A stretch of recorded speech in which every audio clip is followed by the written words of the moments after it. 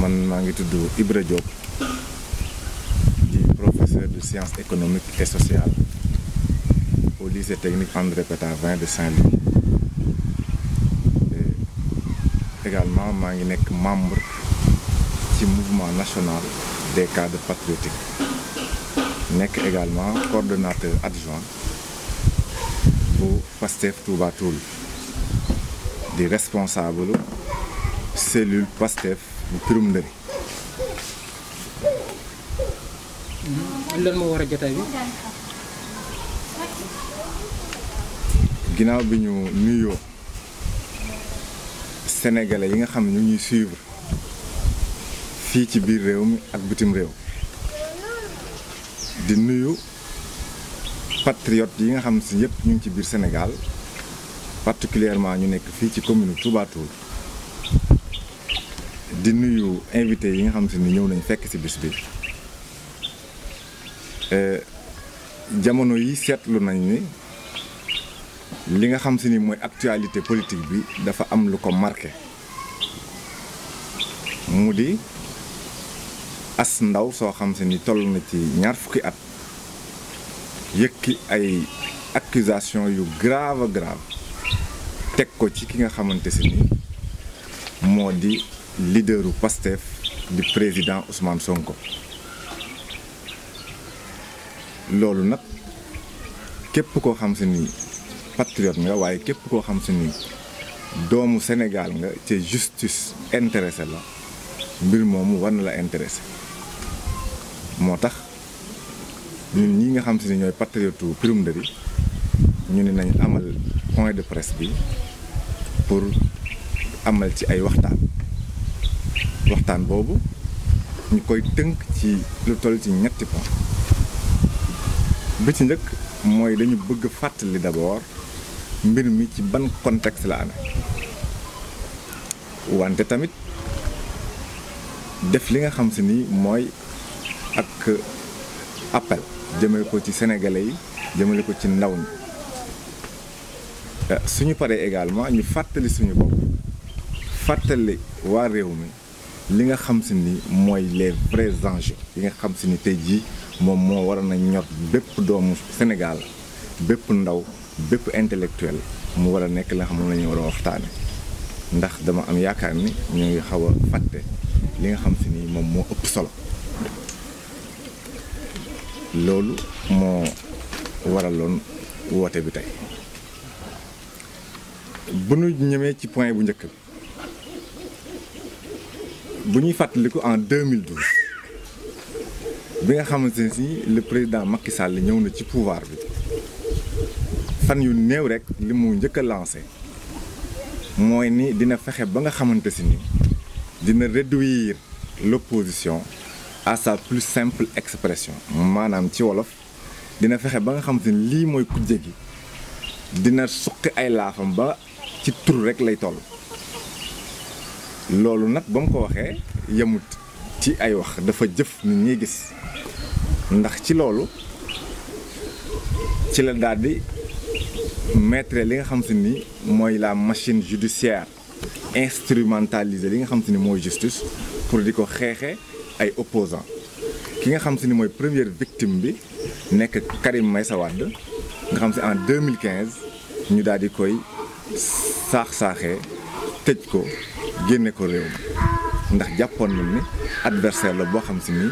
mën na leen a indil ay jafe-jafe en 2019. ba nu jógee ci Karim Wade ki fi nekkaatoon di kenn ci ñi fi nekkaatoon di Khalifa Sall moom it wone engagement am benn dynamique bu mu jëloon ñu tiit ni kooku tamit faaw ñu faagaagal daal di jaar fa nu jaaroon daal di koy pëlam patame tëj ko ci respecté wuñu sax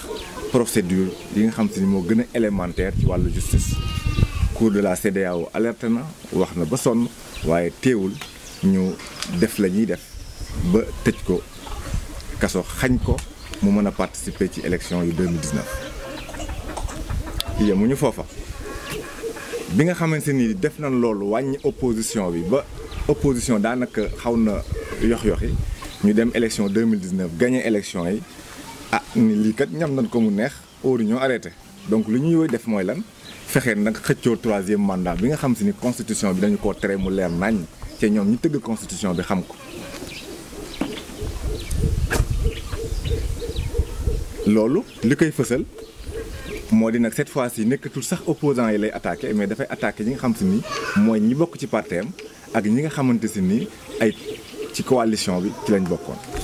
képp ku ñu d'accord naa ci lii nga xam si ni mooy 3e mandat bi ñu neexal la jox la poste képp ku ni amu ci droit ndax loolu la constitution bi wax ñu dàq la waaye diaboliser la jiiñ la ay tuuma ci loolu mën nañ ci citer ay exemple Sori Kaba mën nañ ci citer Moustapha Diakhaté wala sax récemment maître Moussa Diop yemuñu fa comme ñu ngi préparé 2024 nañu fexe ba nga xam si ni ab opposant daal du fi des comme Macky moom mënul dem bu boobaa tam xusma ñàpp gun jiital mu mën a jàll parce que ñi fi nekkoon war a mën a jàkkaarloo ñoom éliminé nañ leen loolu moo taxoon ñu profité na ci li nga xam si ni mooy Covid 19 bi di maguy di kompaloo ci deru ginnaaw sénégalais yi ba fexe ba nga xam ñi nga xam ay opposant lañu woon ca seen gëm-gëm demeewul noonu ñu xëcc leen taf leen ci seen bopp mu des kenn rek na ku leen jaaxal koo xam si ni dafa resté constant ci ay conviction muy kan muy Ousmane Sonko nga xam ne discours am ak parcours am cohérence am ak constance am loolu la ñëpp di woy mu jur yaakaar ci ndaw ñi jur ko ci intellectuel bi mu indi projet bu bees loolu nag tiital leen tax ñu ni loolu du jàll kon léegi Ousmane Sonko moo leen dese ca xeex Ousmane Sonko commencé wuñ ko léegi ñu ngi ko commencé woon depuis 2013 bi nga xamante si ni dàq nañ ko ci li nga xam si ni moom mooy fonction publique dàq ko ci fonction publique ba commencé ko ba 2016 ñu dàq ko définitivement ci fonction publique ci sax respecté wuñ également ay droits ndax lan ndax daf doon def ay révélation yoo xam si ni arrangé wul nguur gi ndax ay mago yu ñu doon def la surtout ci wàllu impôt ci réew mi loolu tax ñu def ko noonu yemuñu fa militante boo xam si ni ñu ngi koy wooyee Mariama Sané ca Kër Massar ñu assassiné ko ndax lan ndax tout simplement bëgg a tiital waa Pastef ba ñu reculer ci li nga xam si ni moom mooy dynamique bu ñu nekk te jamono yooya ay kilifa APR ñoom ñoo jóg di joxe ay information yoo xam si ni jàpp nañ ni ñenn rek ñoo ko mënoon am muy ñi nekkoon ci enquête bi ca loola gis nañ kilifa yi APR doon joxe yooyu information taxul ñu tàyyi bi nga xamee si ni Ousmane Sonko récemment rek ndax événement yëpp sax mën na koo citer mais récemment Ousmane Sonko nekk ci benn dynamique gannaaw bi nga xam si ni banque de sang yi manque na deret mu woo ay patriote ni leen dem leen ngeen maye ji deret nawet bi jot crise am mu gis ni Sénégal activité économique bi dafa ralentir mu ni kon agriculture ci leen war a sukkandiku mu woo patriote yi ci vacances agricoles patriotiques gars yi dem bay dugub ñi gerte ñi xaal ñi kànja ñu gis résultat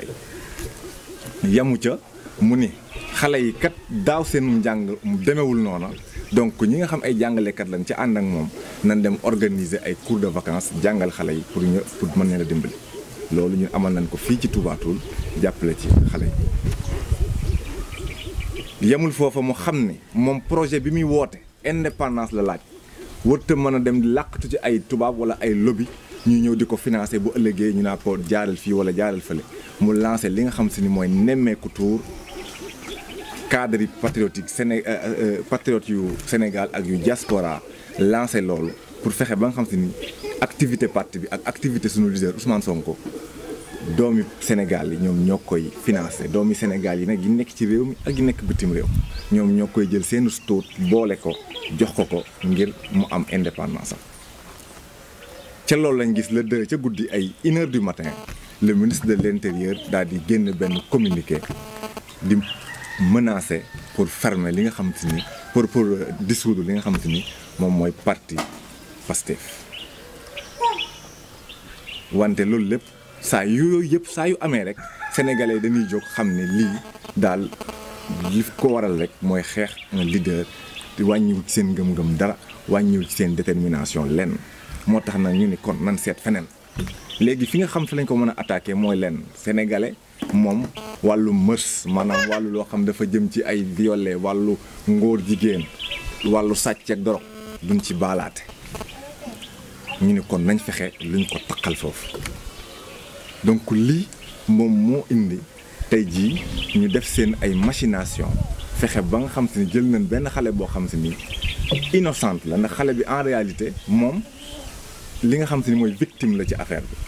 bi ndax tey bu fekkoon tey mi ngi am 30 ans wala tey njàngam sori woon na wala tey bokk na ci famille boo xam si nii xaw nañu aisé tuuti mën naa am duñ am accès ci moom mën naa am kon lii duñ ko mën a am mais dañuy profité ci koo xam si ni am na faiblesse ñu dëkk ko loo xam si nii gis na ci yaakaar na ni voilà fees na bëtam moom mooy tax ñu mën a accéder lii ci Ousmane Sonko cel nag lépp li nga xam si ni moo leen ci ñor nekkul ab procès nekkul dem justice mais bëgg woon sénégalais yi kese ni leen kii ngeen xam ni moom ngeen gëm mu leen di jaay lii ak laa kii moom ñun kese ñooyam ndax en réalité loolu dañoo bëgg a wone ne Ousmane Sonko ak politiciens yi nga xam si ni mooy système bi muy xeex moom ñooñu ñooyam moom sàcc la ni ñoom moom violeur la ni ñoom moom magouilleur la ni ñoom fenkat la ni ñoom donc moom ñoom ñooyam loolu lañ bëgg a woon sénégalais yi mais bëgguñu mukk dem justice parce que dossier bi député bu sérieux rek waru ci mën dem assemblée nationale naa damay voter pour lever immunité parlementaire mënu ko waruti mën a nekk koo xam ni fàttaliku nga ni yow sénégalais yi dañu la faloon pour nga teewal leen assemblée boo wéetee ñu jox la dossier bi ak rapport bi nga xam si ni publier nañ ko boo ko liiree waroo mën a d'accord mukk ñuy lever immunité parlementaire du n'importe quel député bu mu mën a doon ak loo ko NNN waroo mën a def loolu donc ñooñu xam na ni bu ñu demee ci justice duñ am dara mais fi mu toll tey li ñu bëgg a gëmal sénégalais yi mooy xale bi tëdd naa Ousmane Sonko xale bi même bu fekkee itam violé wu ko amoon nañ ay relation ca Ousmane Sonko am na ñaari jabar donc moom ñu nay ndax ñoom ñu ci bëri loolu la ñuy def loolu rek lañ bëgg a gëmal sénégalais loolu nag ñun ñi nga xam si ni ay sénégalais lañ waxuma waa Pastef seulement waaye képp koo xam sénégalais nga ca justice ñor la da nga war a jóg xeex loolu da nga war a jóg jaamaarloog loolu bu nangu kenn di nu divertir moo tax may lancer un appel ci jeunes yi ci intellectuels yi ci mag ñi ci ndaw ñi ñu doubler de vigilance buñ leen divertir nañ xam ne mbir mi li ko lal ay caaxaan la li ko lal ay caaxaan kese la wante Ousmane Sonko du sax genre boobu ñi ko xam ak discours am parcours am parce que ñaari nit bu ñu amee problème day baax des fois nga teg seen parcours tey boo tegoon parcours Ousmane Sonko ba mu nekkee élémentaire ba fi mu jàll université ba tey mu nekk un homme politique amul lenn loo xam mas nañ ko ci reproché lu niru sax ak loolu waaye tegal ci à côté xale bi nga xam ne moom moo ko accusé ñu xool ba mu jaar-jaaram 20 ans la amagul de mais liñ ci mën a génne ci ay dossiers yu niru loolu kenn xamul nu mu toll donc loolu mooy li am waaye li nga xam tam war nañ ko mën a remarqué waat mooy moom njëkkuñu koo violé ci Sénégal bu fekkee moom dañ ko violé njëkkuñu koo violé Sénégal yàgg nañ fay dégg viol wante buñ gisaa ku ñu violé dañuy gis ni moom mooy taxaw ci télé beeg ay mbokkam di jooy moom mooy taxaw di xeex di dem ak dikk mais cette fois-ci moom sax waxut defut mais dañ koy waxal ak di ko defal donc loolu ak taxaw seetlu la bu sénégalais bépp war a amal ci mbir mi di lancer également un appel ci ñi nga xam si ni justice ñor na leen ñu fexe ñu libérer ñi nga xam ne jàppoon nañ leen ci manifestation yi amoon buntu kër Ousmane Sonko parce que ñooñu tamit ay victimes lañ dañoo ñëwoon seen buntu këru leader taxaw bu police ñëwoon seetaan leen wala tout simplement encadrer leen yooyu kas du fa am ba ay ñu ciy toj alalu jàmbur mu nekk lu ñaaw loo xam si ni rafetlu wuñ ko benn patriote mënta rafetlu lool parce que manifester warul tax sax nga yàq alalu li nga xam mooy alalu réew mi wala alalu jàmbur loolu kenn d'accord ci wante nag am na fu muy toll day dem ba dootoo ko contrôler ay ñeneen sax mën nañ cee jaxasoo def nekk si du loolu nag police moom moo ci war a am ab taxawaay ba nga xam si ni yooyu dérive dina faral di bañ a am.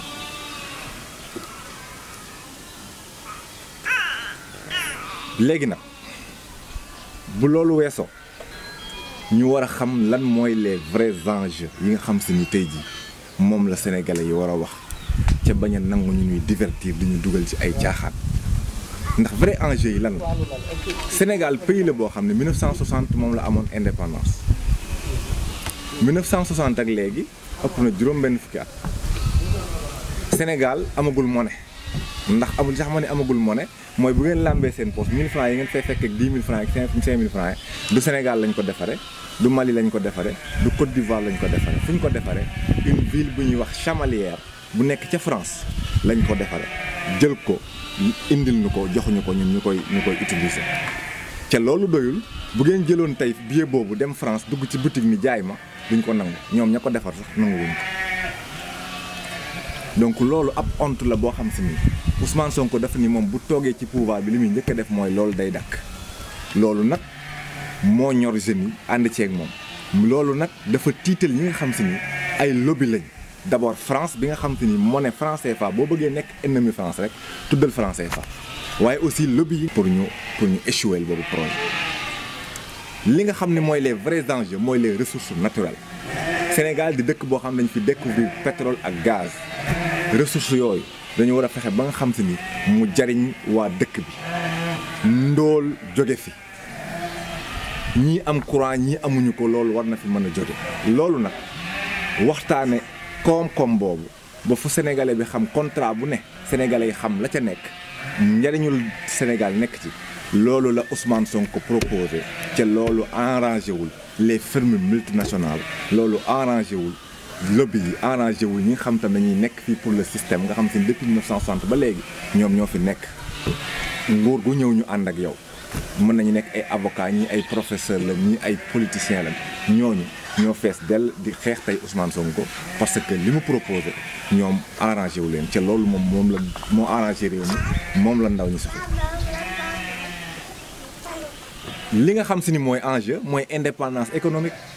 parce que boo nee na am nga sa indépendance wante sa biirum réew looy lekk da nga koo jëggaani loo sol da nga koo jëggaani sa indépendance des na donc dañoo war a fexe ba nga xam li nga xam ñun ñu ngi koy lekk di ko sol di ko jëfandikoo ñu koy defaree fii ci réew mi waaye doyul sax di ko defaree ci réew mi waaye ay doomi réew mi ëpp ci ñi koy defar loolu moom mooy tax bu Sénégal amee koom-koom ga mën a jariñ déemu réew mi waaye da ngay dégg ni koom-koom gi yokk na waaye en même temps pauvreté baa ngi yokk koom-koom gi yokk na waaye am na dëkk yoo xam ne ndox àggu fa courant àggu fa hôpital jotuñu ci donc loolu lu koy waral mooy lan ñi nga xam ñoo ŋànk koom-koom yooyu dëkkuñu ci réew mi loolu nag loolu la Ousmane Sonko proposé pour que ñu renverser cette tendance li nga xam si nii moom mooy enjeu actuellement bokk na ci séparation des pouvoirs parce que tey jii boo gisee justice kenn sawaru ci mooy indépendance la amul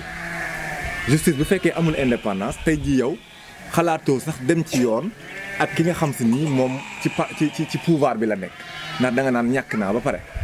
man par exemple yow doomu diw nga sañoo porter plainte doomu Macky Sall parce que xam nga ne da ngay ñàkk quel que soit lu mu la def doo porter plainte loolu nag li koy waral mooy lan parce que justice boobu amul indépendance li ñu war a fexe ne ba nga am mooy séparation des pouvoirs ñu am benn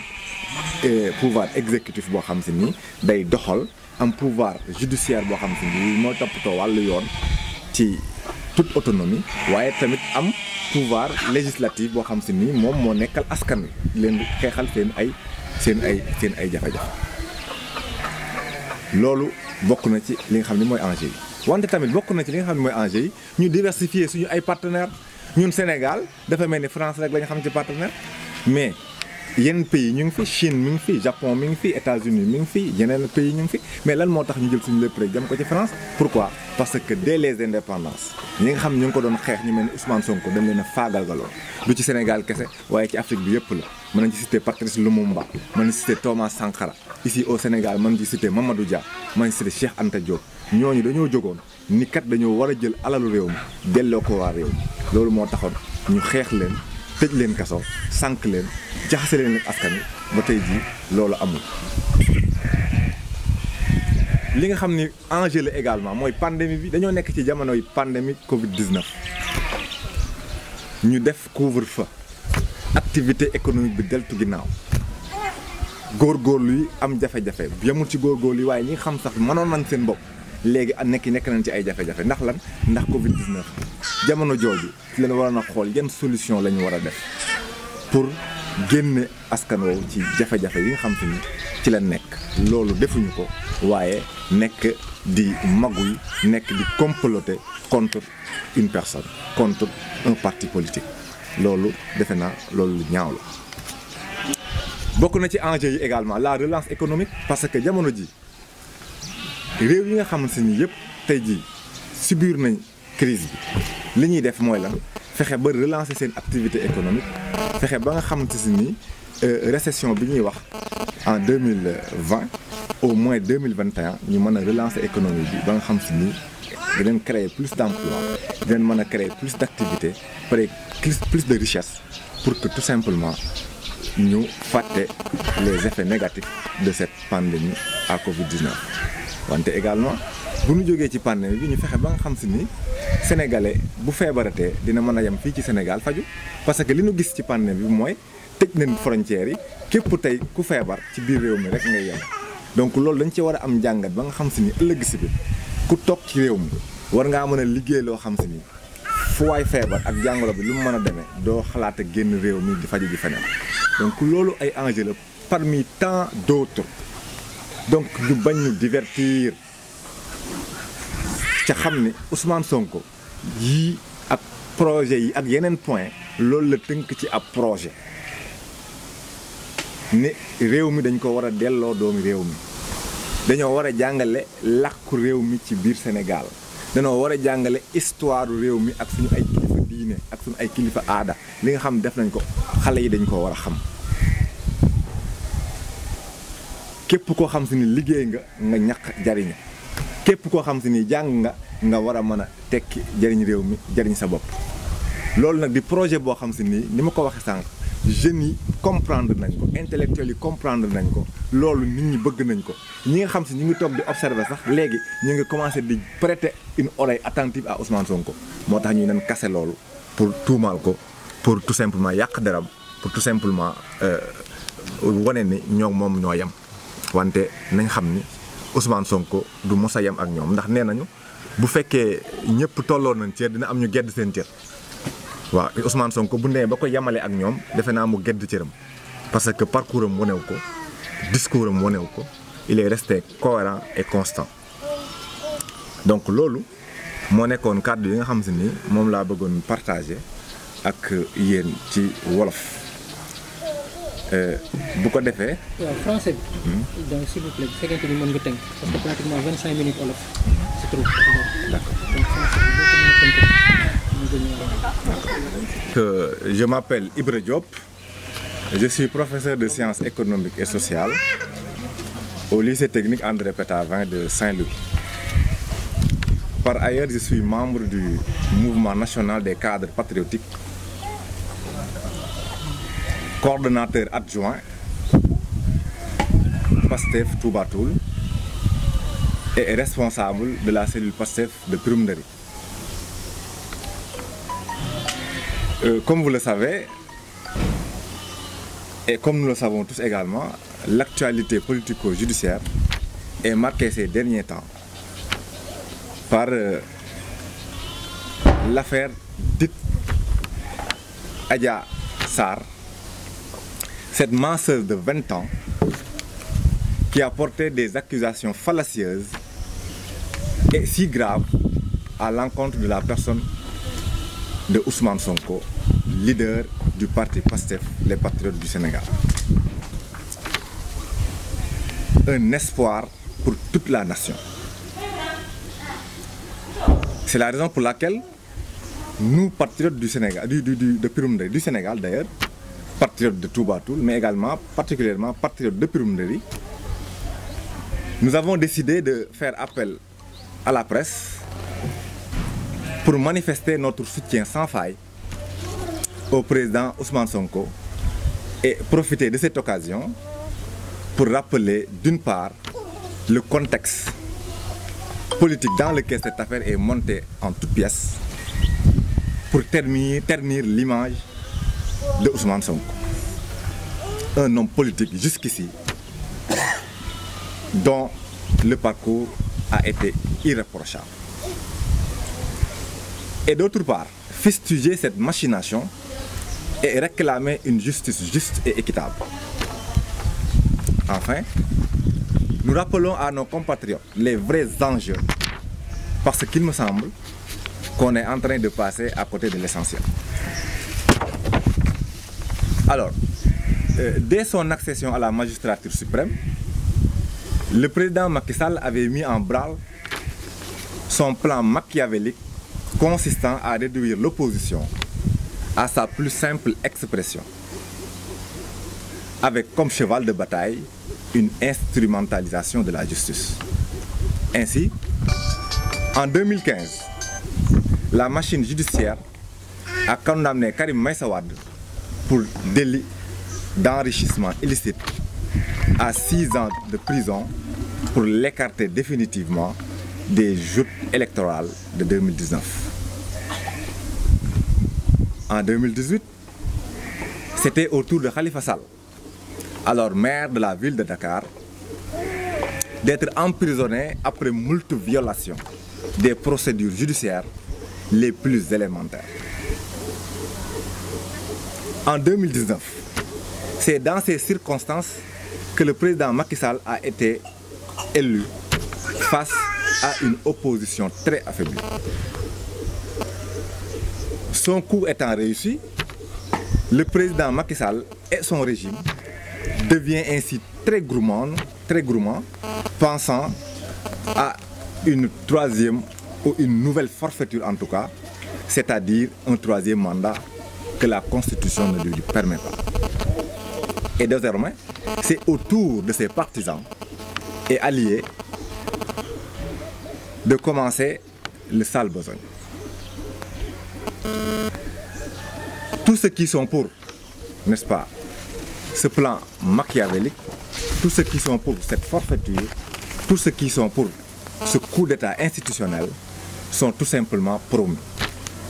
Et tous ceux qui sont contre sont licenciés, diabolisés et tout simplement traînés à la boue. On peut citer comme exemple Sori Kaba, directeur des Sénégalais de l'extérieur, Maître Moussa Diop ou tout simplement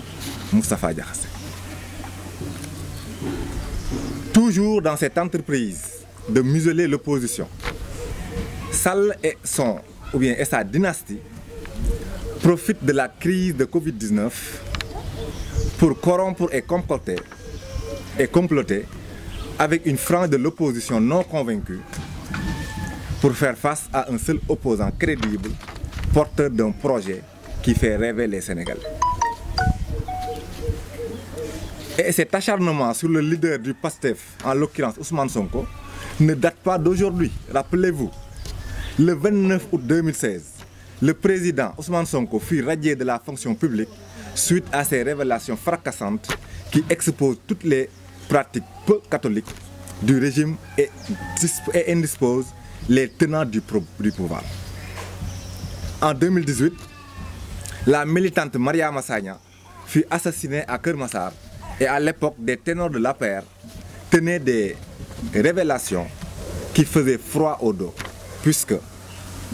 seuls les enquêteurs pouvaient avoir à l'époque ces genres d'informations. Le 2 janvier 2021, suite à l'initiative innovante des patriotes du Sénégal et de la diaspora, intitulée Nemmeeku Tour, cette levée de fonds internationale qui vise à financer les activités du parti et de son leader pour la contribution volontaire des Sénégalais de tous bords. À notre grande surprise, le ministre de l'Intérieur brandit un communiqué à 1 h du matin menaçant de dissoudre le parti PASTEF, ce qui du reste était insensé. La liste des tentatives de déstabiliser le PASTEF et son leader, le président Ousmane Sonko, est loin d'être exhaustive. Après ces moultes tentatives, soldées par des échecs cuisants, jusqu'ici, puisque à chaque fois, au bout du compte, c'est le président Ousmane Sonko qui tient le haut du pavé. Le régime se dit qu'il fait maintenant, qu'il va maintenant ternir son image et montrer aux Sénégalais que lui, Ousmane Sonko, est pareil aux hommes politiques du système qu'il combat. Parce que dans cette affaire de mœurs, les comploteurs ne souhaitent nullement aller en procès. Tout ce qu'ils veulent, c'est-à-dire montrer aux militants et militantes que l'homme dont le discours et le parcours, la cohérence font rêver des lendemains meilleurs n'est en réalité que comme eux, les autres politiciens magouilleurs, violeurs et détourneurs de fonds de deniers publics.